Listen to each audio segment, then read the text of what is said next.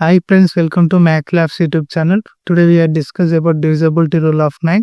ఈ వీడియోలో మనం divisibility rule of 9 గురించి మొత్తం ఇన్ డీటెయిల్ గా ఎక్స్ప్లెయిన్ చేస్తాను. చూడండి, ఈ వీడియో లాస్ట్ వరకు చూడండి. ప్రీవియస్ వీడియోలో మనం ఏమేమి డిస్కస్ చేసినామంటే divisibility rule of 2, 3, 4, 5, 6, 7, 8 వరకు డిస్కస్ చేసినాం.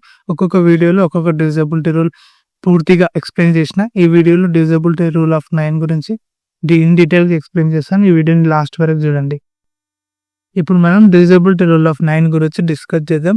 ఈ వీడియో లాస్ట్ వరకు చూడండి. Simple the divisibility rule of 9 ఏంటంటే the sum of digits is divisible by 9. ఆ నెంబర్ మొత్తం divisible, ఆ నెంబర్ మొత్తం 9 తో divisible అవుతుంది.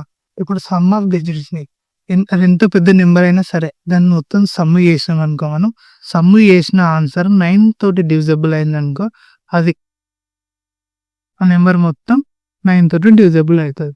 అర్థమైందా? ఒక ఎగ్జాంపుల్ తీసుకొని చెప్తా.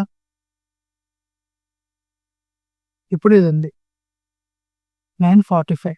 ఇది 9 టేబుల్ డివిజిబుల్ అవుతుందో కాదో మనం కనుక్కోవాలి. అంటే ఏం చేయాలి? దీన్ని ఫస్ట్ సమ్ చేయాలి. 9 + 4 + 5 ఈక్వల్ టు ఎంత?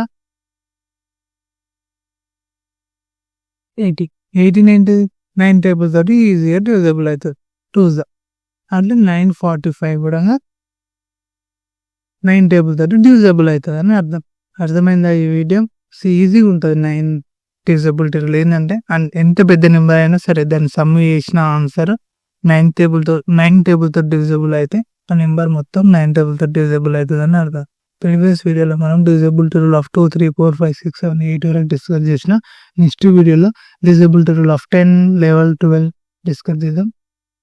ఈ వీడియో నచ్చితే లైక్ చేయండి, షేర్ చేయండి, సబ్స్క్రైబ్ చేయండి.